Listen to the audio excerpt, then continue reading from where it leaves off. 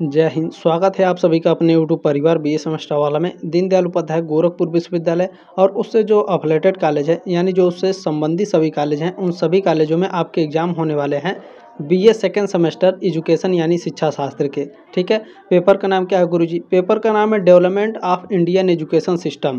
Paper code क्या है? EDU BA 102F। बाकी ये जो क्वेश्चन पेपर है आपको इस क्लास में पिछले 3 वर्षों का क्वेश्चन पेपर मिलेगा, 2022, 2023 और 2024 का क्वेश्चन पेपर। ठीक है, बाकी ये जो क्लास है राजा Mahendra Pratap Singh Vishwavidyalaya, Maa Shakumbhari University Saharanpur, Mahatma Jyotiba Phule Rohilkhand University, Lucknow University, Siddharth University, doctor Bhimrao Ambedkar University, Chhatrapati Sahuji Maharaj University, जितने भी उत्तर प्रदेश में कॉलेज हैं और उससे एफिलेटेड कॉलेज हैं, सभी बच्चे इस क्लास को अटेंड कर सकते हैं।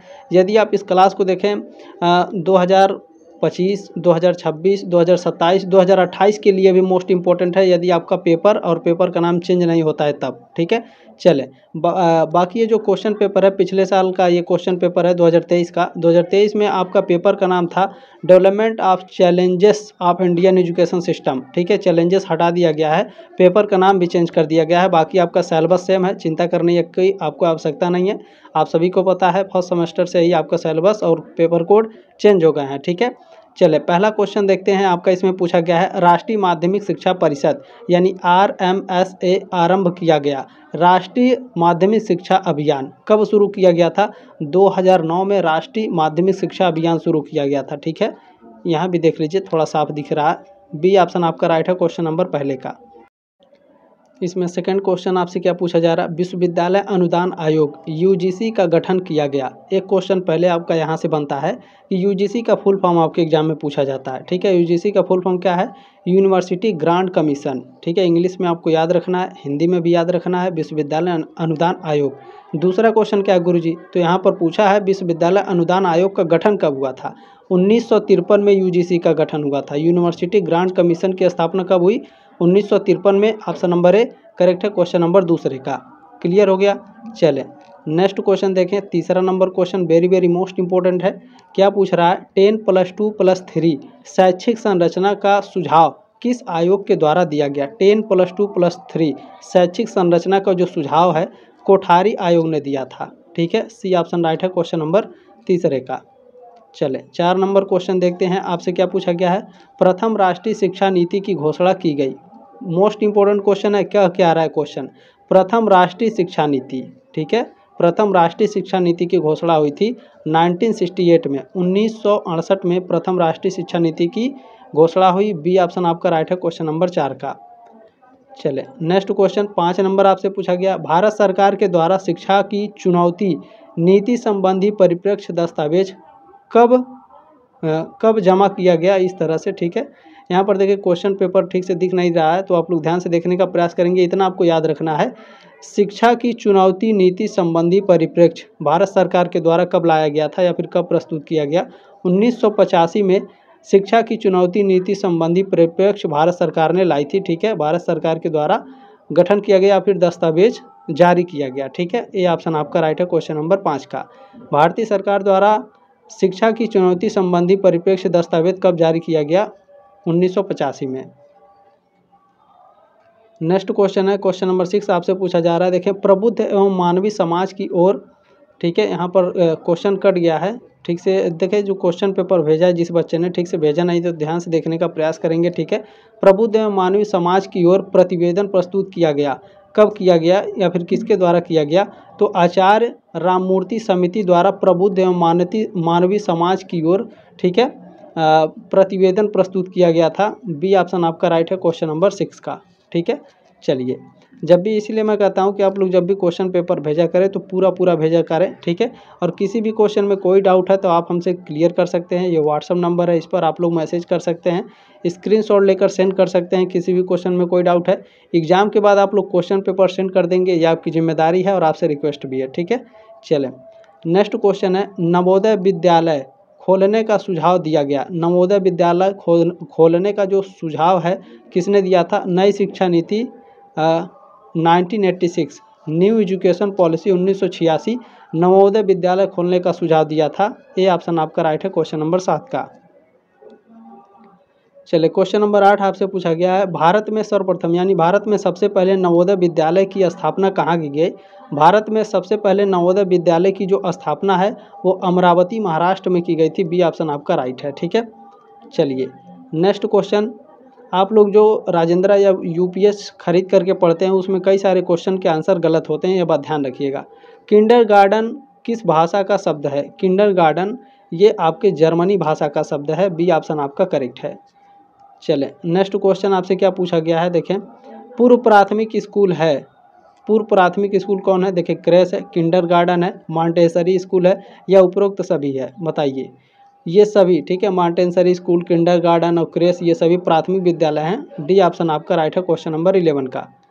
चले नेक्स्ट क्वेश्चन देखेंगे। 12 नंबर क्वेश्चन आपसे पूछा जा रहा है, ऑपरेशन ब्लैक बोर्ड कार्यक्रम है। ऑपरेशन ब्लैक बोर्ड कार्यक्रम क्या है, प्राथमिक शिक्षा के लिए है। बी ऑप्शन आपका करेक्ट है। चलें नेक्स्ट क्वेश्चन आपसे पूछा गया है, निःशुल्क एवं अनिवार्य शिक्षा अधिनियम लागू किया गया, कब लागू किया गया था। 1 अप्रैल 2010 को निःशुल्क एवं अनिवार्य शिक्षा अधिनियम लागू किया गया था। ऑप्शन नंबर ए करेक्ट है क्वेश्चन नंबर 13 का। चलें नेक्स्ट क्वेश्चन देखेंगे। क्वेश्चन नंबर 14 आपसे क्या पूछा जा रहा है, निःशुल्क और अनिवार्य प्राथमिक शिक्षा को संवैधानिक अधिकार निर्धारित किया गया है।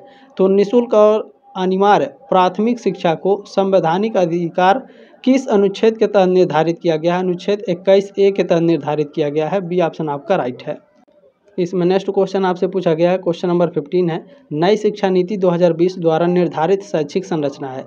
तो नई शिक्षा नीति 2020 जब आई थी उसमें शैक्षिक संरचना जो है 5+3+3+4 है और ये लगातार 3 सालों में आपके आया हुआ क्वेश्चन है। ठीक है, 2022, 2023 और 2024 में। ठीक है, बी ऑप्शन आपका राइट है क्वेश्चन नंबर 15 का। हालांकि मैंने इस क्लास में इसको 1 ही 2 बार रखा हुआ है शायद।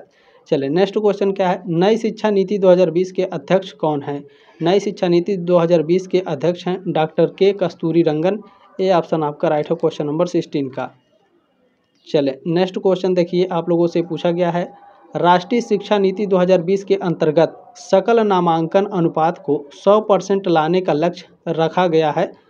कब तक रखा गया है इसको पूरा करने के लिए, 2030 तक। क्या कह रहा है, सकल नामांकन अनुपात 100% इसका लक्ष्य कब तक रखा गया है, 2020 तक, 2030 तक है। ठीक है, ध्यान रखेंगे, राष्ट्रीय नई शिक्षा नीति 2030 तक इसका लक्ष्य है सकल नामांकन अनुपात का। ठीक है ना, क्लियर हो गया। चलें नेक्स्ट क्वेश्चन देखें, आपसे पूछा जा रहा है, वैदिक कालीन शिक्षा का प्रमुख उद्देश्य है। वैदिक कालीन शिक्षा का प्रमुख उद्देश्य होता है नैतिक चरित्र का निर्माण करना, धार्मिक तथा आध्यात्मिक भावना का विकास करना। ठीक है, संस्कृति का संरक्षण तथा प्रसार करना। ये तीनों आपके करेक्ट हैं। डी ऑप्शन आपका राइट है।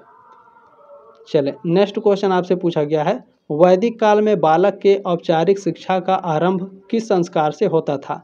तो वैदिक काल देखिए, ध्यान से देख लीजिएगा, वैदिक काल पूछा है, वैदिक काल में बालक के औपचारिक शिक्षा का जो आरंभ होता था वो उपनयन संस्कार से होता था। ठीक है, बी ऑप्शन आपका करेक्ट है क्वेश्चन नंबर 19 का।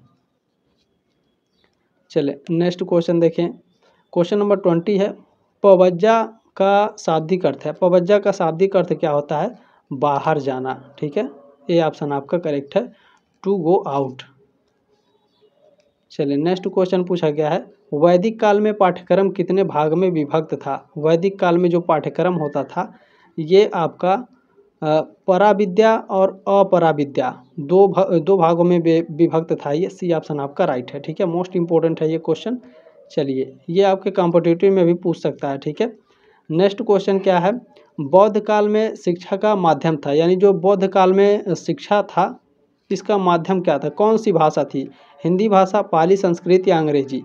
तो पाली भाषा थी। बौद्ध काल में जो शिक्षा का माध्यम था वो पाली भाषा से बौद्ध भिक्षुओं को शिक्षा दी जाती थी। ठीक है, बी ऑप्शन आपका राइट है, जो बौद्ध स्टूडेंट थे उनको पाली भाषा में शिक्षाएं दी जाती थी। ठीक है ना, क्लियर हो गया। चलें नेक्स्ट क्वेश्चन आपसे क्या पूछा गया है, बौद्ध काल में शिक्षा के प्रमुख संस्थान थे। तो बौद्ध काल में शिक्षा के जो प्रमुख संस्थान थे वो मठ और विहार होते थे। ठीक है, बी ऑप्शन आपका राइट है क्वेश्चन नंबर 23 का। नेक्स्ट क्वेश्चन देखेंगे, क्वेश्चन नंबर 24 आपसे पूछा गया है, मुस्लिम काल में शिक्षा का आरंभ होता था बिस्मिल्लाह खानी रस्म के द्वारा। मुस्लिम काल में शिक्षा का आरंभ होता था। ठीक है, सी ऑप्शन आपका करेक्ट है। चलिए नेक्स्ट क्वेश्चन देखेंगे, क्वेश्चन नंबर 25 है, मुस्लिम शिक्षा का प्रमुख उद्देश्य था, मुस्लिम शिक्षा का प्रमुख उद्देश्य था इस्लाम धर्म का प्रचार करना, इस्लामी संस्कृति का प्रसार करना और सांसारिक ऐश्वर्य की प्राप्ति। डी ऑप्शन आपका राइट है क्वेश्चन नंबर 25 का। नेक्स्ट क्वेश्चन है क्वेश्चन नंबर 26 क्या कह रहा है, मुस्लिम शिक्षा में बालक की शिक्षा का आरंभ किस उम्र में होता था? 4 वर्ष, 4 महीने और जब 4 दिन के हो जाते थे तो मुस्लिम शिक्षा में बालकों की शिक्षा का आरंभ होता था। ठीक है, बी ऑप्शन आपका राइट है क्वेश्चन नंबर 26 का। चलिए नेक्स्ट क्वेश्चन क्या है, मुस्लिम काल में शिक्षा का माध्यम था, मुस्लिम काल में शिक्षा का माध्यम अरबी और फारसी था। ठीक है, डी ऑप्शन आपका राइट है क्वेश्चन नंबर 27 का। चले नेक्स्ट क्वेश्चन आपसे पूछा गया है, छनाई के सिद्धांत का प्रतिपादन किसने किया, या फिर निस्पंदन के सिद्धांत का प्रतिपादन किसने किया था? छनाई सबसे ज़्यादा पूछा जाता है, तो याद रखिएगा छनाई के सिद्धांत का जो प्रतिपादन है ये लॉर्ड मैकाले के द्वारा किया गया था। ठीक है, सी ऑप्शन आपका राइट है क्वेश्चन नंबर 28 का। चले नेक्स्ट क्वेश्चन आपसे पूछा गया है, भारत में अंग्रेजी शिक्षा का महाधिकार पत्र किसे कहा जाता है? तो वुड का घोषणा पत्र को भारत में अंग्रेजी शिक्षा का, ठीक है, महाधिकार पत्र कहा जाता है। बी ऑप्शन आपका राइट है क्वेश्चन नंबर 29 का। चले नेक्स्ट क्वेश्चन आपसे पूछा गया है, भारत में विश्वविद्यालय की स्थापना का सुझाव सर्वप्रथम दिया गया था। तो भारत में विश्वविद्यालय की शिक्षा, ठीक है, विश्वविद्यालय की स्थापना का, भारत में विश्वविद्यालय की स्थापना का जो सुझाव है यह आपका वुड के घोषणा पत्र के द्वारा दिया गया था। ए ऑप्शन आपका राइट है। इसे मैं फिर से बता देता हूँ, भारत में विश्वविद्यालय की स्थापना का सुझाव सर्वप्रथम दिया गया किसके द्वारा? तो वुड के घोषणा पत्र के द्वारा। ठीक है, ए ऑप्शन आपका करेक्ट है 30 का। क्लियर हो गया ना? चलिए देखिए, मैं चाहता हूँ किसी भी तरीके से आपका एक भी क्वेश्चन गलत ना हो। ठीक है, देखिए आधुनिक भारत में सर्वप्रथम विश्वविद्यालय कहाँ खोला गया, यानी आधुनिक भारत में सबसे पहले जो विश्वविद्यालय खोला गया था ये कहाँ खोला गया था? कलकत्ता में। सर्वप्रथम विश्वविद्यालय कलकत्ता। ए ऑप्शन आपका राइट है। चले नेक्स्ट क्वेश्चन आपसे पूछा गया है, मोस्ट इम्पोर्टेंट, हंटर आयोग के अध्यक्ष कौन थे? हंटर आयोग के अध्यक्ष सर विलियम हंटर थे। ए ऑप्शन आपका करेक्ट है। नेक्स्ट क्वेश्चन चलें पूछा जा रहा है आपसे, भारतीय विद्या ठीक है, यहाँ पर देखिए, हाँ बिल्कुल देखें, भारतीय विश्वविद्यालय आयोग का गठन कब हुआ था? यहाँ पर क्वेश्चन आपका कट गया है। ठीक है, जो मात्राएं हैं वो कट गई हैं, ध्यान रखिएगा। तो भारतीय विश्वविद्यालय आयोग का जो गठन है ये कब हुआ था? 1902 में। ठीक है, 1902 में भारतीय विश्वविद्यालय आयोग का गठन हुआ था। डी ऑप्शन आपका राइट है क्वेश्चन नंबर 33 का। नेक्स्ट क्वेश्चन आपसे पूछा जा रहा है, लॉर्ड कर्जन ने शिक्षा के किस स्तर पर सुधार को विशेष प्राथमिकता दी? तो उच्च शिक्षा में। ठीक है, हायर एजुकेशन। लॉर्ड कर्जन ने शिक्षा के किस स्तर, तो हायर एजुकेशन को सुधार में बहुत ही महत्वपूर्ण भूमिका इन्होंने निभाई थी। डी ऑप्शन आपका राइट है 34 का। चले नेक्स्ट क्वेश्चन देखिएगा, आपसे क्या पूछा जा रहा है, क्वेश्चन नंबर 35 है, स्वतंत्रता प्राप्ति के पश्चात, यानी जब भारत आज़ाद हो गया उसके बाद भारत में सर्वप्रथम, यानी जब भारत आज़ाद हो गया था तो भारत में सबसे पहले, ठीक है, सर्वप्रथम किस आयोग का गठन किया गया? भारत आज़ाद हो गया, आज़ाद होने के बाद भारत में कौन से आयोग का सबसे पहले गठन किया गया था? राधा कृष्णन आयोग का सबसे पहले गठन किया गया था भारत के आज़ाद होने के बाद। ठीक है, ये ऑप्शन आपका राइट है। क्लियर हो गया? ठीक है, एक बार इस तरह से भी देख लीजिए, स्वतंत्रता प्राप्ति के पश्चात भारत में सर्वप्रथम किस आयोग का गठन किया गया? राधा कृष्णन आयोग का। मैं चाहता हूं देखिए, लोकल लैंग्वेज में आप ज़्यादा समझेंगे तो आपको लॉन्ग टर्म तक याद रहता है। ठीक है, नेक्स्ट क्वेश्चन है, माध्यमिक शिक्षा में शैक्षिक परामर्श एवं निर्देशन की सुविधा उपलब्ध कराने का सुझाव किस आयोग द्वारा दिया गया? तो यह दिया गया था मुदालियर आयोग के द्वारा। बी ऑप्शन आपका राइट है। इसमें नेक्स्ट क्वेश्चन है 37, कोठारी आयोग का गठन कब किया गया? कोठारी आयोग का गठन किया गया था 1964-66 में। ठीक है, सी ऑप्शन आपका राइट है क्वेश्चन नंबर 37 का। नेक्स्ट क्वेश्चन देखेंगे, क्वेश्चन नंबर 38 है, माध्यमिक शिक्षा आयोग 1952-53 के अध्यक्ष कौन थे? माध्यमिक शिक्षा आयोग 1952-53 के अध्यक्ष लक्ष्मण स्वामी मुदालियार थे। ठीक है, मुदालियर थे। डी ऑप्शन आपका राइट है 38 का। नेक्स्ट क्वेश्चन आपसे पूछा गया, स्वतंत्र भारत में उच्च शिक्षा में सुधार हेतु सर्वप्रथम किस आयोग का गठन किया गया? यानी स्वतंत्र भारत में। ठीक है, यानी जब भारत आज़ाद हो गया तो उच्च शिक्षा में सुधार के लिए, हायर एजुकेशन में सुधार के लिए सबसे पहले कौन से आयोग का गठन किया गया था? राधाकृष्णन आयोग का। ठीक है, सी ऑप्शन आपका राइट है 39 का। एक ही क्वेश्चन को कई तरीके से पूछ सकता है तो ध्यान में रखिएगा। मुदालियर आयोग 1952-53 का प्रमुख उद्देश्य था, क्या उद्देश्य था इनका? तो लोकतांत्रिक नागरिकता का विकास करना, नेतृत्व के लिए शिक्षा प्रदान करना, व्यावसायिक कौशल में वृद्धि, ये सभी डी ऑप्शन आपका करेक्ट है। ठीक है, बाकी ये यहाँ आपका एक क्वेश्चन पेपर खत्म हो गया। अब यहाँ से आपका नेक्स्ट क्वेश्चन पेपर शुरू होगा। ठीक है, देखें पूछा जा रहा है कौन सी पूर्व प्राथमिक शिक्षा से संबंधित समस्या है? पूर्व प्राथमिक शिक्षा से संबंधित कौन सी समस्या है? तो साज सज्जा का अभाव है। ठीक है, धन का अभाव है, प्रशिक्षित अध्यापिकाओं का अभाव है, ये सभी क्या हैं आपके प्राथमिक शिक्षा से संबंधित ये जुड़ी सभी समस्याएं हैं। ठीक है, चलें, साज सज्जा का अभाव एक तरीके से आप समझ सकते हैं जैसे ब्लैक बोर्ड की कमी है, चौक वगैरह की कमी है। ठीक है ना, डी ऑप्शन आपका राइट है। चलिए नेक्स्ट क्वेश्चन आपसे क्या पूछा जा रहा है? प्रारंभिक शिक्षा के सार्वभौमिकरण की सार्थकता है, क्या है? तो जन साक्षरता के प्रसार हेतु आवश्यक है, आर्थिक विकास के लिए मूलभूत आवश्यकता, प्रजातांत्रिक संस्थानों के प्रभावी क्रियाशील हेतु, ये सभी डी ऑप्शन आपका राइट है क्वेश्चन नंबर दूसरे का। क्वेश्चन नंबर 3 है सर्व शिक्षा अभियान के बारे में कौन सा कथन सत्य है? सर्व शिक्षा अभियान के बारे में प्राथमिक शिक्षा के सार्वभौमिकरण हेतु इसे प्रारंभ किया गया था, बिल्कुल करेक्ट है। सभी के लिए शिक्षा के रूप में जाना जाता है, ये भी राइट है। पढ़े भारत बढ़े भारत सर्व शिक्षा अभियान का एक उप कार्यक्रम है, बिल्कुल ये भी करेक्ट है, डी ऑप्शन आपका राइट है तीसरे नंबर क्वेश्चन का। चले नेक्स्ट क्वेश्चन आपसे पूछा गया, ये एक स्टेटमेंट है, हमारी शिक्षा व्यवस्था में माध्यमिक शिक्षा सबसे निर्बल कड़ी है और उसमें तत्काल सुधार किए जाने की आवश्यकता है।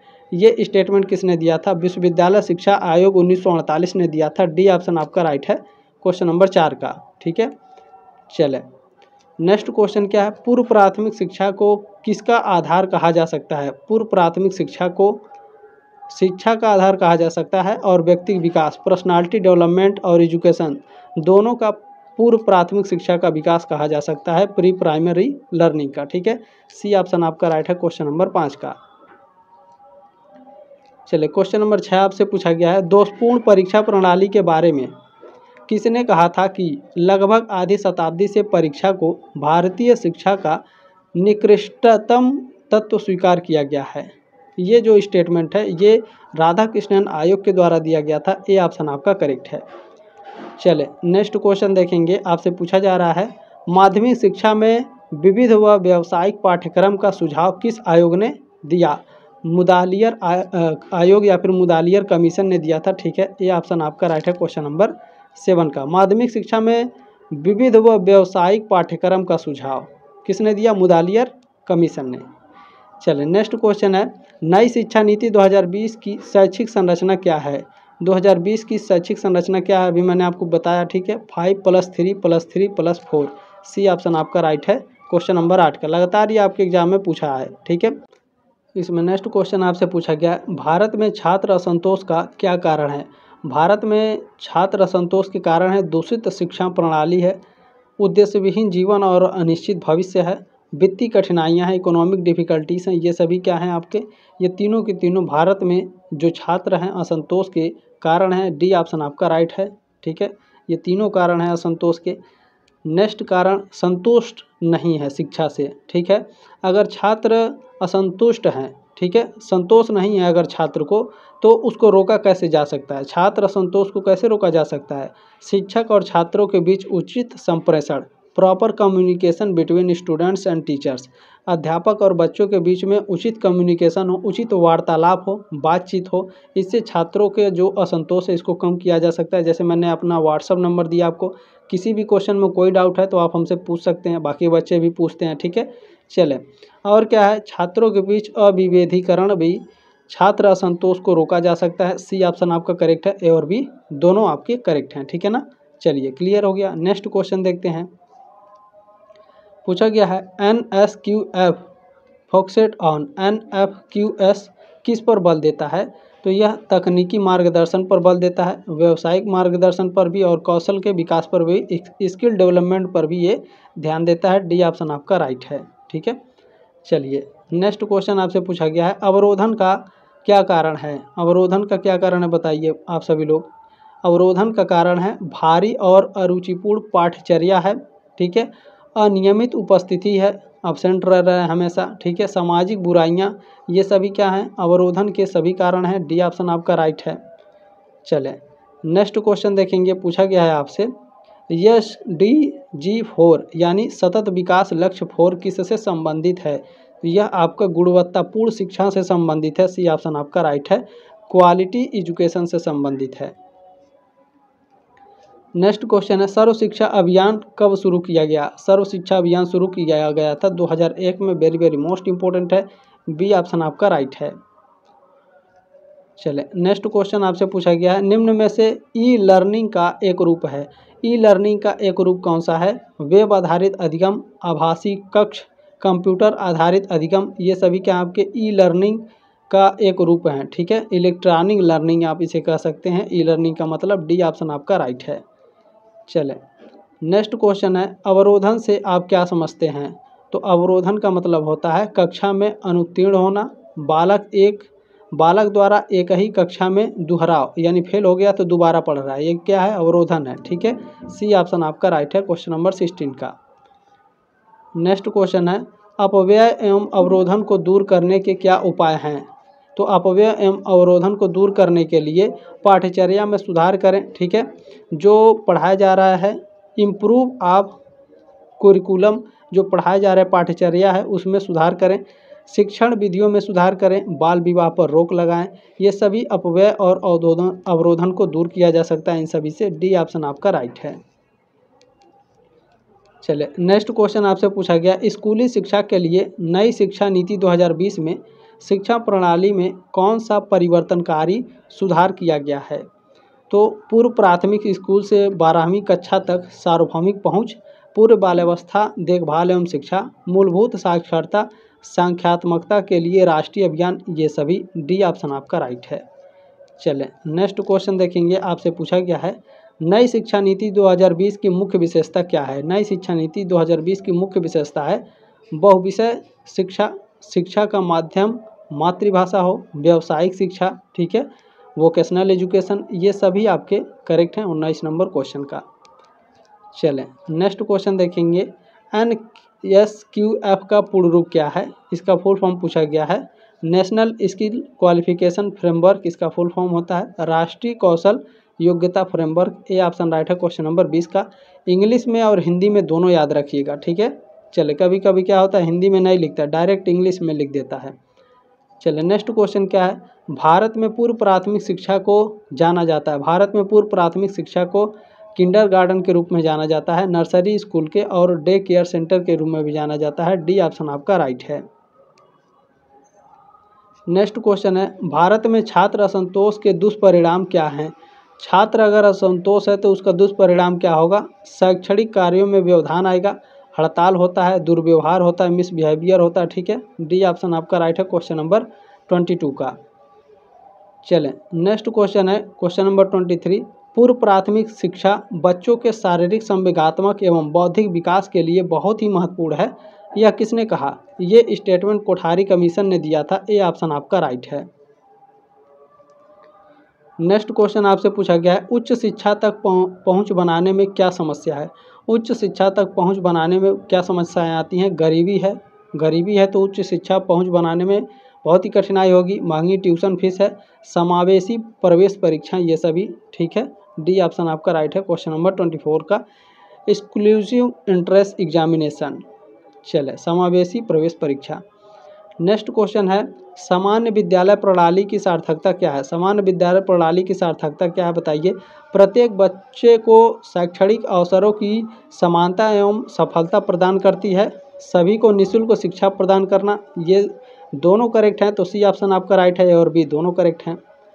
नेक्स्ट क्वेश्चन आपसे पूछा गया है, भारत में सामान्य विद्यालय प्रणाली किसने शुरू की? भारत में सामान्य विद्यालय प्रणाली को शुरू किया गया था कोठारी एजुकेशन कमीशन के द्वारा। ए ऑप्शन आपका करेक्ट है। चले नेक्स्ट क्वेश्चन आपसे पूछा गया, ICDS का विस्तार है, ICDS का फुल फॉर्म पूछा गया है। ICDS का फुल फॉर्म क्या होता है? इंटीग्रेटेड चाइल्ड डेवलपमेंट सर्विस, एकीकृत बाल विकास योजना, ए ऑप्शन आपका करेक्ट है। चलें नेक्स्ट क्वेश्चन देखिएगा आप लोग। नेक्स्ट क्वेश्चन आपसे पूछा जा रहा है सतत विकास के लक्ष्य कितने हैं? सतत विकास के कुल 17 लक्ष्य हैं, डी ऑप्शन आपका राइट है। क्वेश्चन नंबर 29 है प्रतिभा पलायन क्या है? प्रतिभा पलायन का मतलब होता है प्रतिभा पुनर्स्थापन, ए ऑप्शन आपका राइट है, माइग्रेशन ऑफ टैलेंट। ठीक है, चलें नेक्स्ट क्वेश्चन है सरकार द्वारा गरीबी उन्मूलन के लिए शुरू की गई योजना कौन सी है? तो सरकार मतलब गरीबी उन्मूलन नहीं, मतलब गरीबी को ख़त्म करने के लिए सरकार के द्वारा कौन सी योजना लाई गई है? तो प्रधानमंत्री ग्रामोदय योजना और इंदिरा आवास योजना दोनों लाया गया है। ठीक है, सी ऑप्शन आपका राइट है। नेक्स्ट क्वेश्चन है माध्यमिक शिक्षा की क्या समस्या है? माध्यमिक शिक्षा की समस्या क्या है? उद्देश्यहीनता है, छात्र अनुशासनहीनता है, यानी जो स्टूडेंट है डिसिप्लिन में नहीं है, दोषपूर्ण पाठ्यक्रम है, ये सभी क्या है? माध्यमिक शिक्षा की समस्याएं हैं, डी ऑप्शन आपका राइट है क्वेश्चन नंबर 31 का। चलें नेक्स्ट क्वेश्चन क्या है नई शिक्षा नीति 1986 ने बल दिया, किस पर बल दिया है? नवोदय विद्यालय पर बल दिया है, माध्यमिक शिक्षा का व्यवसायीकरण पर बल दिया है और राष्ट्रीय मुक्त विश्वविद्यालय पर भी, डी ऑप्शन आपका राइट है उपरोक्त सभी पर। नेक्स्ट क्वेश्चन है किसके द्वारा अधोगामी निस्पंदन सिद्धांत को हटाकर जन शिक्षा को प्रोत्साहित किया गया?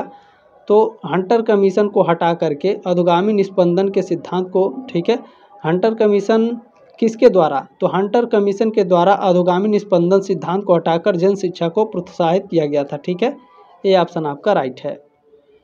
नेक्स्ट क्वेश्चन आपसे पूछा गया है भारत में स्वतंत्रता पूर्व शिक्षा का महाधिकार पत्र किसे कहा जाता है?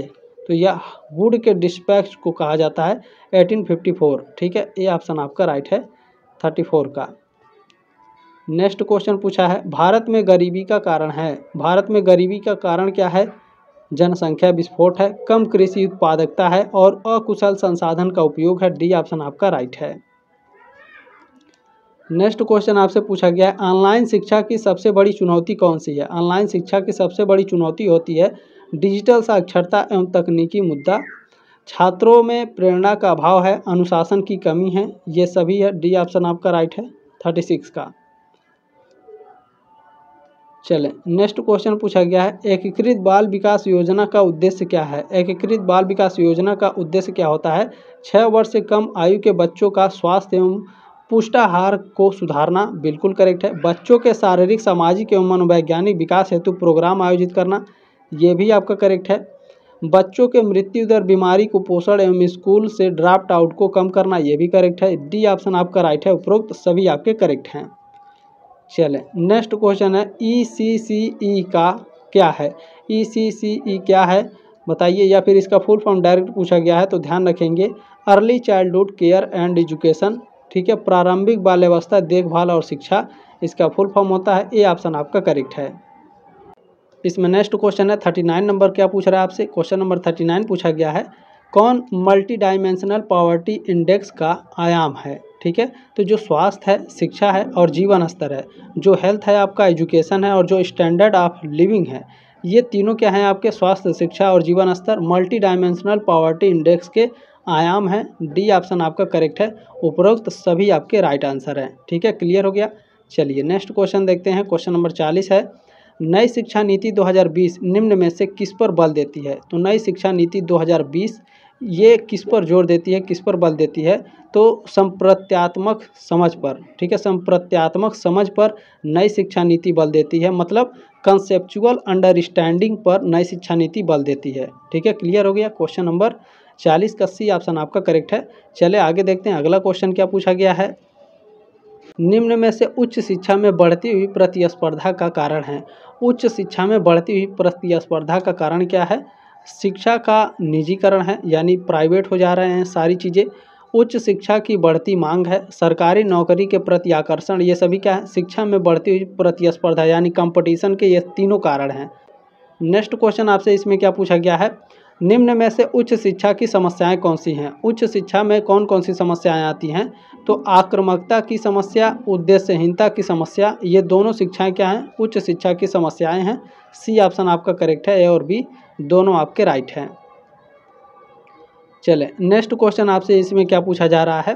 अखिल भारतीय प्रारंभिक शिक्षा परिषद की स्थापना कब की गई? अखिल भारतीय प्रारंभिक शिक्षा परिषद, मोस्ट इंपॉर्टेंट क्वेश्चन है। इसकी स्थापना 1957 में हुई थी। 1957 में, ठीक है, अखिल भारतीय शिक्षा परिषद की स्थापना हुई। डी ऑप्शन आपका करेक्ट है। चले नेक्स्ट क्वेश्चन आपसे पूछा गया है, उच्च शिक्षा में शिक्षण में, यहाँ खाली स्थान है आपको भरना है। पूछ रहा है उपकरणों का प्रभावी उपयोग अभी भी अभाव है। उच्च शिक्षा में शिक्षण में प्रौद्योगिकी उपकरणों का प्रभावी उपयोग अभी भी अभाव है। डी ऑप्शन आपका करेक्ट है। चलिए नेक्स्ट क्वेश्चन देखेंगे, आपसे क्या पूछा जा रहा है, निम्न में से कौन ज्ञान आयोग के अध्यक्ष थे? Very very most important question है। ज्ञान आयोग के अध्यक्ष कौन है? सैम पित्रोदा क्या है, ज्ञान आयोग के अध्यक्ष थे, ठीक है। सी ऑप्शन आपका राइट है। चलिए नेक्स्ट क्वेश्चन देखेंगे, आपसे क्या पूछा जा रहा है, भारत जैसे विकासशील देश के लिए ब्रेन ड्रेन, खाली स्थान भरना है, चिंता का विषय है। तो भारत जैसे विकासशील देश के लिए ब्रेन ड्रेन महत्वपूर्ण चिंता का विषय है। ए ऑप्शन आपका करेक्ट है। चलिए नेक्स्ट क्वेश्चन आपसे क्या पूछा गया है, देखें, पूछा गया है आपसे कि सतत विकास लक्ष्य 4 किससे संबंधित है? ये क्वेश्चन अभी कुछ देर मैंने आपको पहले बताया था, गुणवत्तापूर्ण शिक्षा से संबंधित है। सी ऑप्शन आपका राइट है। चलें नेक्स्ट क्वेश्चन आपसे पूछा गया है, शिक्षा में सार्वभौमिक पहुंच की अवधारणा से आशय है, क्या आशय है? तो 100% सुविधा की अवधारणा से आशय है, 100% नामांकन और 100% धारणा से भी, धारण से भी, ठीक है। डी ऑप्शन आपका राइट है। शिक्षा में सार्वभौमिक पहुंच की अवधारणा से क्या आशय है? ये तीनों आशय हैं, ठीक है। 100% सुविधा हो, 100% नामांकन हो, 100% धारण हो, ये सभी। डी ऑप्शन आपका करेक्ट है।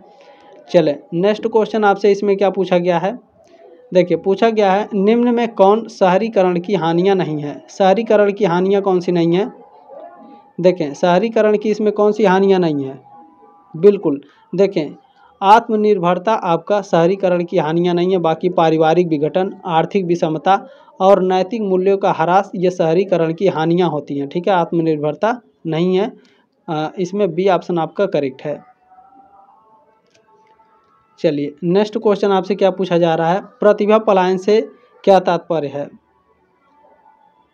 प्रतिभा पलायन से तात्पर्य होता है अपने देश में असंतोषजनक काम न मिलना, भौतिक सुविधाओं के लिए दूसरे देश में चले जाना। ये दोनों आपके करेक्ट हैं। सी ऑप्शन आपका राइट है। चलिए नेक्स्ट क्वेश्चन देखेंगे, देखिए पूछा जा रहा है आपसे, भारत के राष्ट्रपति द्वारा ट्रांसजेंडर के अधिकारों को कानूनी मान्यता दी गई, कब दी गई थी? 5 दिसंबर 2019 को। ए ऑप्शन आपका राइट है। नेक्स्ट क्वेश्चन आपसे क्या पूछा जा रहा है, बहुभाषा शिक्षा को सफल बनाने के लिए शैक्षणिक परिवर्तन और प्रशिक्षित शिक्षकों का होना आवश्यक है। डी ऑप्शन आपका राइट है। इसमें नेक्स्ट क्वेश्चन पूछा है, यदि लोकतंत्र को सफल होना है तो शिक्षा के लिए सभी सुलभ होना चाहिए, ठीक है, सभी चीज़ें उपलब्ध होना चाहिए। ए ऑप्शन आपका करेक्ट है। चलिए नेक्स्ट क्वेश्चन देखिए पूछा जा रहा है आपसे, यहाँ खाली स्थान भरना है। तो देखिए बेरोजगारी आप ले सकते हैं। बेरोजगारी और कर्ज आमतौर पर शिक्षित वयस्कों के बीच अन्य समस्याओं का कारण बनते हैं। सी ऑप्शन आपका करेक्ट है। क्लियर हो गया। चलें नेक्स्ट क्वेश्चन है, गरीबी से बाहर का रास्ता है क्या? बताइए, खेल है, समय की बर्बादी है, शिक्षा है या समाजीकरण? शिक्षा क्या है? गरीबी से बाहर का निकलने का एक रास्ता है। सी ऑप्शन आपका राइट है। ये क्या हो गया? चलें ठीक है। अब नेक्स्ट क्वेश्चन देखते हैं। देखिए पूछा जा रहा है, परामर्श में मदद करने वाला व्यक्ति कहलाता है, परामर्श में मदद करने वाला व्यक्ति परामर्शदाता कहलाता है। डी ऑप्शन आपका राइट है। चले नेक्स्ट क्वेश्चन आपसे क्या पूछा जा रहा है, देखिए पूछा गया है, पूर्व प्राथमिक शिक्षा निम्न में से किस आयु वर्ग के बच्चों को दी जाती है? पूर्व प्राथमिक शिक्षा किस वर्ग के बच्चों को दी जाती है? तो 3 से 6 वर्ष के आयु के बच्चों को पूर्व प्राथमिक शिक्षा दी जाती है, ठीक है। बी ऑप्शन आपका करेक्ट है। नेक्स्ट क्वेश्चन है, निम्नलिखित में से कौन सी पूर्व प्राथमिक शिक्षा की समस्याएं हैं? तो शिक्षण सामग्री की अनुपलब्धता है, एकरूपता की समस्या है और पूर्व प्राथमिक शिक्षकों का जो प्रशिक्षण है ये भी।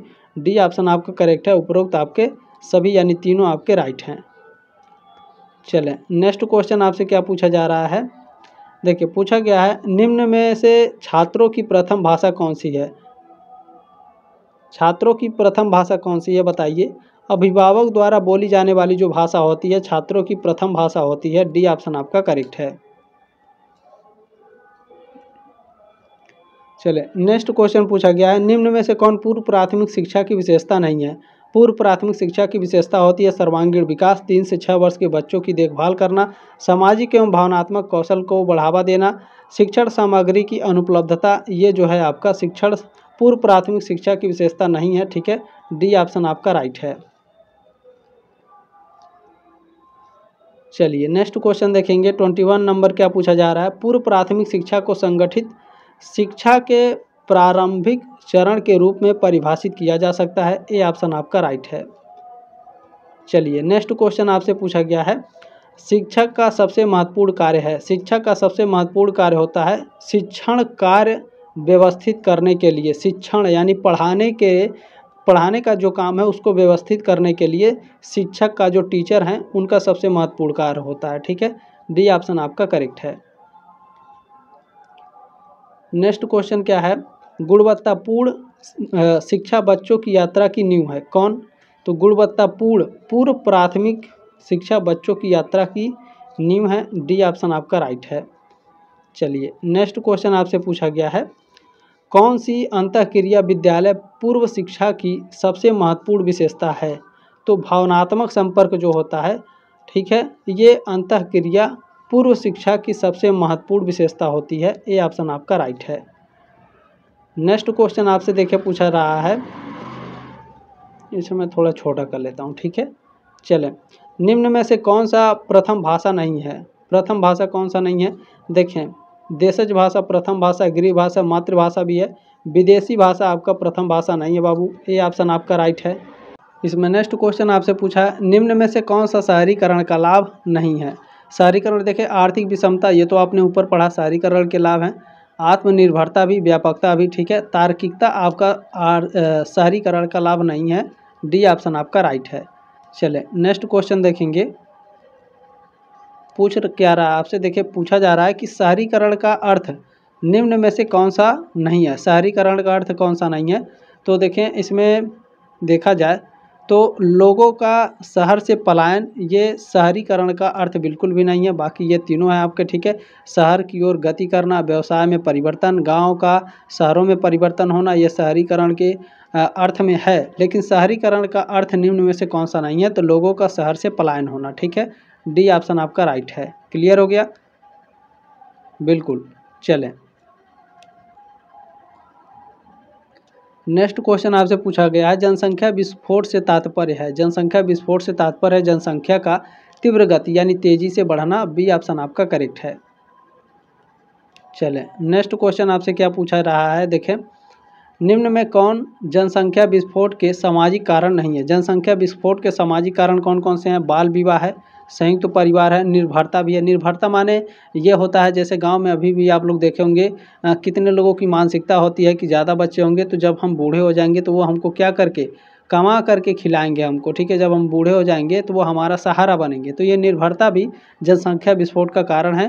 मनोवैज्ञानिक अस्थिरता ये जनसंख्या विस्फोट का सामाजिक कारण नहीं है बाबू। डी ऑप्शन आपका करेक्ट है। क्लियर हो गया। चलिए नेक्स्ट क्वेश्चन देखिए, पूछा जा रहा है आपसे, निम्न में से गरीबी का मुख्य कारण है। गरीबी का मुख्य कारण है अशिक्षा। ठीक है, शिक्षा की कमी गरीबी का मुख्य कारण है। नेक्स्ट क्वेश्चन आपसे क्या पूछा जा रहा है, भारत में NSQF को कब अधिसूचित किया गया था। तो इसको अधिसूचित किया गया था 27 सितंबर 2013 को। ए ऑप्शन आपका करेक्ट है।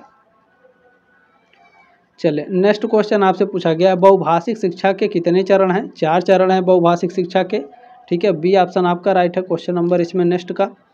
चले क्वेश्चन नंबर आपका नेक्स्ट इसमें क्या पूछा जा रहा है, देखें, निम्नलिखित में से कौन सा व्यावसायिक तथा तकनीकी शिक्षा का उद्देश्य है। व्यावसायिक और तकनीकी शिक्षा का उद्देश्य होता है माध्यमिक शिक्षा का व्यावसायीकरण, ग्रामीण क्षेत्रों में व्यावसायिक व तकनीकी शिक्षा की व्यवस्था।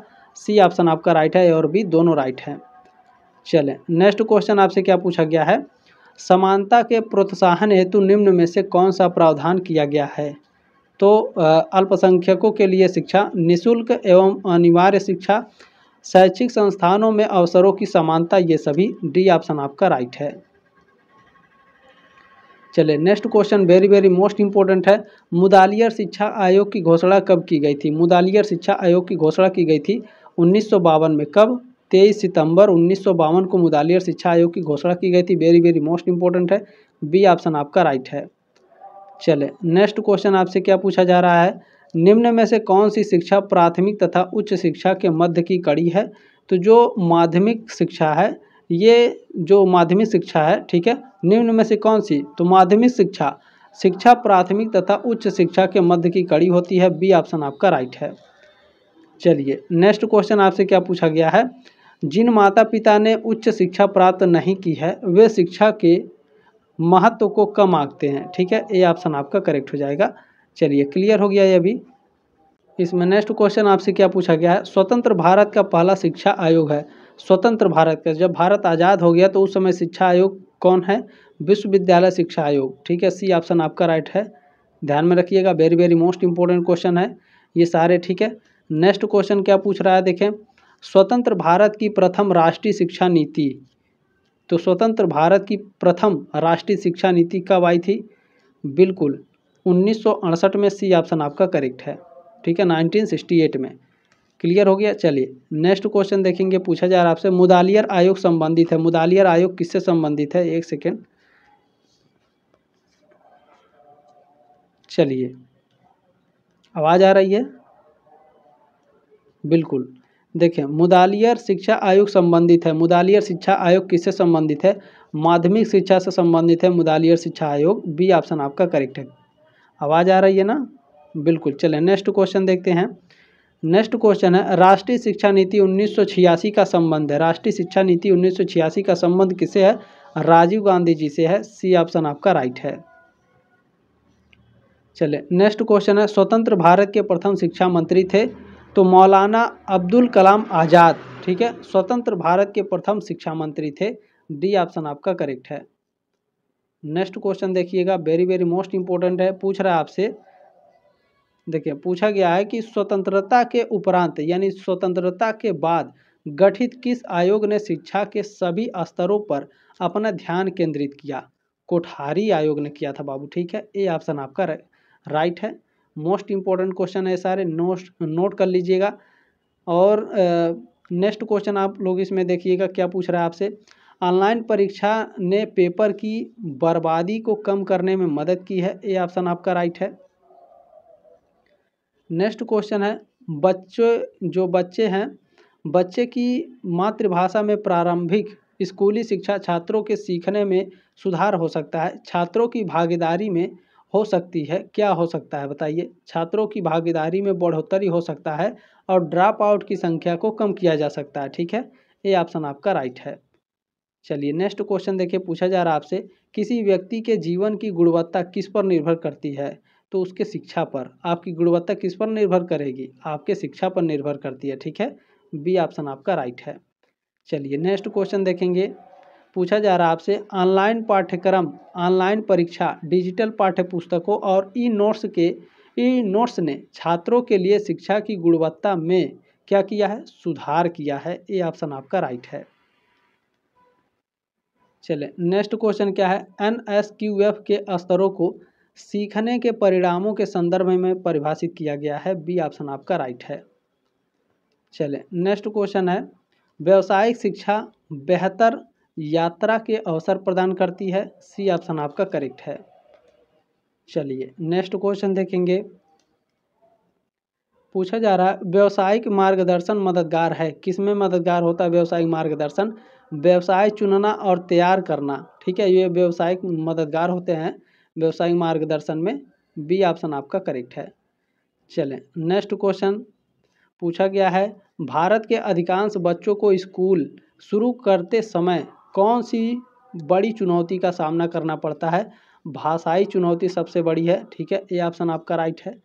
चलिए नेक्स्ट क्वेश्चन है, शिक्षा का अधिकार नियम 6 से 14 वर्ष के आयु वर्ग के सभी बच्चों को अनिवार्य और निःशुल्क शिक्षा प्रदान करता है, ये ऑप्शन आपका करेक्ट है। नेक्स्ट क्वेश्चन है, व्यावसायिक शिक्षा कौशल आधारित शिक्षा है। व्यावसायिक शिक्षा कैसा है? कौशल आधारित शिक्षा है। स्कूल का प्राथमिक संस्थान है। स्कूल समाजीकरण का प्राथमिक संस्थान है। ए ऑप्शन आपका दोनों में राइट है। क्लियर हो गया। चलिए नेक्स्ट क्वेश्चन देखेंगे क्या पूछा जा रहा है आपसे। Very very most important question है। कोठारी कमीशन का निर्माण कब हुआ? कोठारी कमीशन का निर्माण बाबू 1964 में हुआ था। ठीक है, कोठारी कमीशन का निर्माण कब हुआ? 1964 में। डी ऑप्शन आपका राइट है। क्लियर हो गया। चलें इसमें नेक्स्ट क्वेश्चन आपसे क्या पूछा जा रहा है, देखें। डॉक्टर दौलत सिंह कोठारी ने अपनी रिपोर्ट को क्या नाम दिया था? इन्होंने अपनी रिपोर्ट को राष्ट्रीय शिक्षा आयोग नाम दिया था। सी ऑप्शन आपका करेक्ट है। देखिए इतने सारे क्वेश्चन कराते हैं हम लोगों से, कहीं ना कहीं मिस्टेक हो जाता है टाइपिंग करते समय आंसर शीट में। तो कहीं भी क्वेश्चन में कोई दिक्कत होगी तुरंत आप लोग मैसेज करिएगा, व्हाट्सअप नंबर दिया गया है। ठीक है, चले। राष्ट्रीय शिक्षा नीति 1986 के अंतर्गत प्रारंभिक शिक्षा को अनिवार्य तथा निःशुल्क बनाने के लिए कौन सी योजना निर्मित की गई? ऑपरेशन ब्लैक बोर्ड निर्मित किया गया था। बी ऑप्शन आपका करेक्ट है। नेक्स्ट क्वेश्चन आपसे पूछा गया है, ग्रामीण विश्वविद्यालय की स्थापना का सुझाव किस आयोग ने दिया था? ग्रामीण विश्वविद्यालय की स्थापना का सुझाव दिया था राधा कृष्णन आयोग ने। ठीक है, ये ऑप्शन आपका राइट है। चलिए नेक्स्ट क्वेश्चन देखिए, पूछा जा रहा है आपसे, राधा कृष्णन आयोग के सदस्य थे कौन? डॉक्टर जाकिर हुसैन, डॉक्टर ताराचंद और LS मुदालियर, ये राधा कृष्णन आयोग के सदस्य थे। ठीक है, डी ऑप्शन आपका राइट है। क्लियर हो गया ये तीनों। चलिए नेक्स्ट क्वेश्चन देखते हैं। पूछा जा रहा है आपसे, विश्वविद्यालय शिक्षा आयोग की नियुक्ति की गई। विश्वविद्यालय शिक्षा आयोग की नियुक्ति 4 नवंबर 1948 को की गई थी। विश्वविद्यालय शिक्षा आयोग नियुक्ति 4 नवंबर 1948। बी ऑप्शन आपका राइट है। चलिए नेक्स्ट क्वेश्चन क्या है, माध्यमिक शिक्षा आयोग ने अपने सुझावों एवं संस्तुतियों का भारत सरकार के समक्ष कब प्रस्तुत किया? 28 अगस्त 1953 को प्रस्तुत किया गया था। ए ऑप्शन आपका राइट है। चलिए नेक्स्ट क्वेश्चन है, राष्ट्रीय शिक्षा आयोग के अध्यक्ष थे। राष्ट्रीय शिक्षा आयोग के अध्यक्ष डॉक्टर DS कोठारी थे। डी ऑप्शन आपका करेक्ट है। नेक्स्ट क्वेश्चन आपसे पूछा गया, मोस्ट इंपोर्टेंट है, राष्ट्रीय शिक्षा नीति 2020 के प्रारंभिक स्तर में किस कक्षा की पढ़ाई शामिल है? तो कक्षा 3 से 5 तक की पढ़ाई शामिल है। सी ऑप्शन आपका राइट है। नेक्स्ट क्वेश्चन है, राष्ट्रीय शिक्षा नीति 1986 के अनुसार पूरे देश में किस शैक्षिक ढांचे को अपनाने का सुझाव दिया गया? तो 10+2+3 का सुझाव दिया गया था अपनाने के लिए। बी ऑप्शन आपका राइट है। इसको मैंने शुरू में भी पढ़ा आपको। ठीक है, ये क्वेश्चन क्लियर हो गया आपका। चले, फाजिल है, फाजिल क्या भैया? फाजिल क्या है? फाजिल तर्क एवं दर्शन की एक उपाधि होती है फाजिल। ठीक है, बी ऑप्शन आपका करेक्ट है।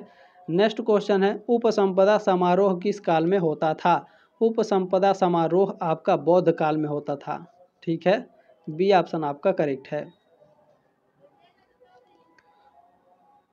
चले नेक्स्ट क्वेश्चन पूछा गया है, बौद्धकालीन उच्च शिक्षा का प्रमुख केंद्र है। देखें यहाँ प्रमुख केंद्र पूछा है किसका? बौद्ध काल का। बौद्ध काल का प्रमुख शिक्षा का केंद्र नालंदा विश्वविद्यालय है। ए ऑप्शन आपका राइट है। इसमें नेक्स्ट क्वेश्चन क्या है, घटिका किस युग की शिक्षण संस्था है? घटिका, तो घटिका वैदिक युग की शिक्षण संस्था है। ठीक है, चलिए सी ऑप्शन आपका इसमें करेक्ट है।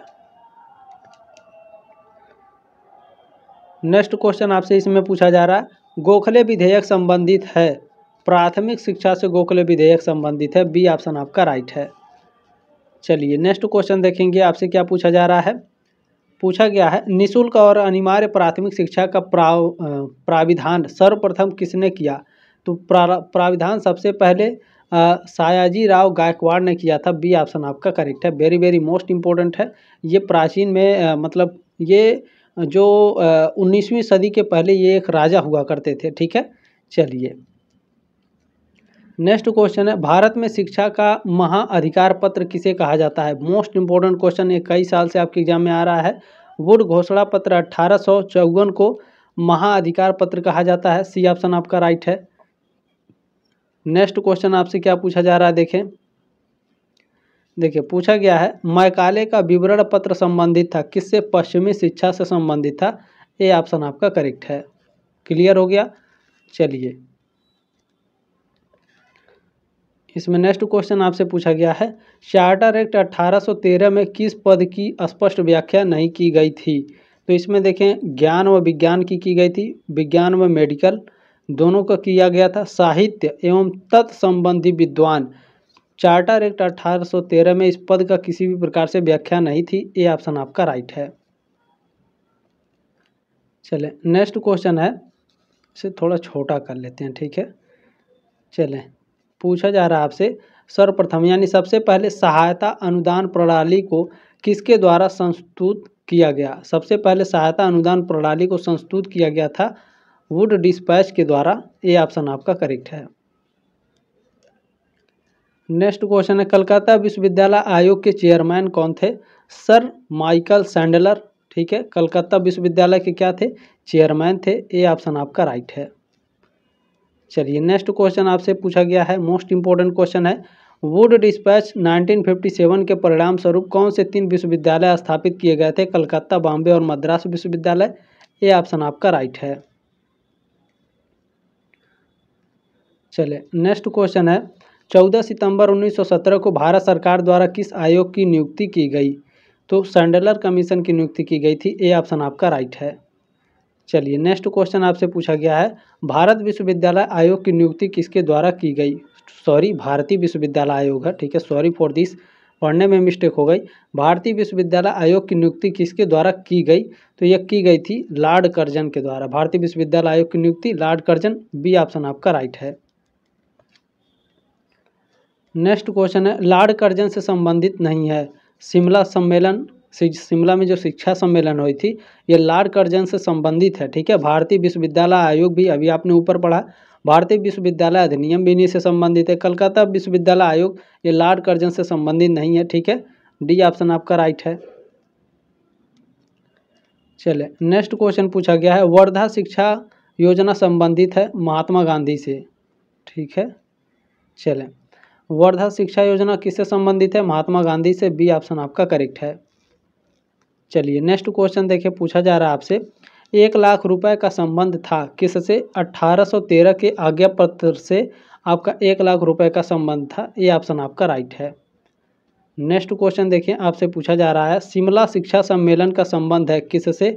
लॉर्ड कर्जन से संबंधित है शिमला शिक्षा सम्मेलन, ठीक है। डी ऑप्शन आपका राइट है।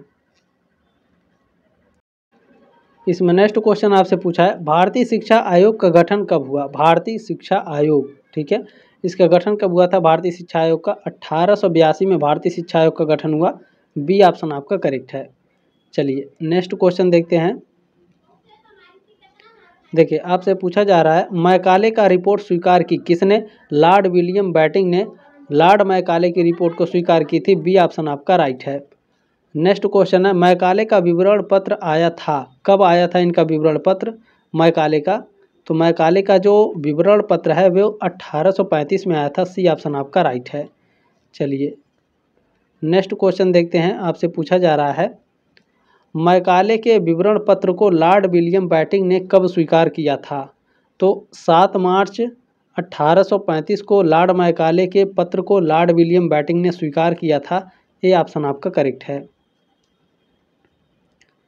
नेक्स्ट क्वेश्चन है, मैकाले ने अपना प्रतिवेदन कब प्रस्तुत किया था? मैकाले ने अपना जो प्रतिवेदन है 1835 में प्रस्तुत किया था, ठीक है। ये ऑप्शन आपका राइट है। नेक्स्ट क्वेश्चन, मैकाले का विवरण पत्र स्वीकृत हुआ कब? 1835 में स्वीकार किया गया था। बी ऑप्शन आपका करेक्ट है। चलिए नेक्स्ट क्वेश्चन आपसे क्या पूछा जा रहा है, इतिहास का यह दुखद पक्ष है कि 1813 के आज्ञा पत्र की धारा 43 सन 1833 तक निष्क्रिय रहा। यह कथन है, ये स्टेटमेंट किसका है? लॉर्ड मैकाले का है, ठीक है। बी ऑप्शन आपका राइट है। चलिए नेक्स्ट क्वेश्चन आपसे पूछा गया है, मैकाले ने अपना विवरण पत्र की घोषणा की थी, कब की थी? 2 फरवरी 1835 को लॉर्ड मैकाले ने अपने विवरण पत्र की घोषणा की थी। डी ऑप्शन आपका करेक्ट है। इसमें नेक्स्ट क्वेश्चन आपसे क्या पूछा जा रहा है, देखिए, प्राच्य पाश्चात्य विवाद को हल करने हेतु लॉर्ड विलियम बैटिंग ने किससे कानूनी सलाह मांगी? लॉर्ड मैकाले से मांगी थी। ये ऑप्शन आपका राइट है। नेक्स्ट क्वेश्चन देखिए, पूछा जा रहा है आपसे, कंपनी के आज्ञा पत्र का नवीनीकरण, ठीक है, नवीनीकरण होता था। कंपनी के आज्ञा पत्र का नवीनीकरण होता था 20 वर्ष के पश्चात, यानी 20 वर्ष के बाद। ये ऑप्शन आपका करेक्ट है। जो इसमें नेक्स्ट क्वेश्चन है, इस क्वेश्चन में एरर है, ठीक है। गोखले ने केंद्रीय धारा सभा के समक्ष अपना बिल प्रस्तुत किया था 1911 में, ठीक है, ऑप्शन में नहीं है। इस क्वेश्चन को स्किप कर देते हैं। नेक्स्ट क्वेश्चन है, गोखले बिल का विरोध किसने किया? हरकोर्ट बटलर ने। इस क्वेश्चन का आंसर भी बुक में नहीं मिला है, ठीक है। गूगल मैंने किया था तो गूगल पे सी दिखा रहा था। बाकी अब इसका आंसर क्या होता है, चाहे तो आप ये दोनों क्वेश्चन स्किप कर सकते हैं, ठीक है। नेक्स्ट क्वेश्चन है, हंटर आयोग का गठन किया गया था। हंटर आयोग का गठन कब किया गया था? 3 जनवरी 1882 को हंटर आयोग का गठन किया गया था। सी ऑप्शन आपका करेक्ट है। चले नेक्स्ट क्वेश्चन आपसे पूछा गया है, कलकत्ता आयोग ने अपनी विस्तृत रिपोर्ट सरकार के सामने प्रस्तुत किया, कब किया था? मार्च 1919 में। सी ऑप्शन आपका राइट है।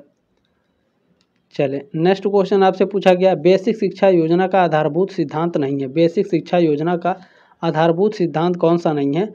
तो देखें, निःशुल्क तथा अनिवार्य शिक्षा है, शिक्षा में आत्मनिर्भरता भी है, हस्त कौशल को शिक्षा का केंद्र बिंदु मानना यह भी है, बेसिक शिक्षा का आधार धार्मिक है, ये नहीं है आधारभूत सिद्धांत बेसिक शिक्षा योजना का।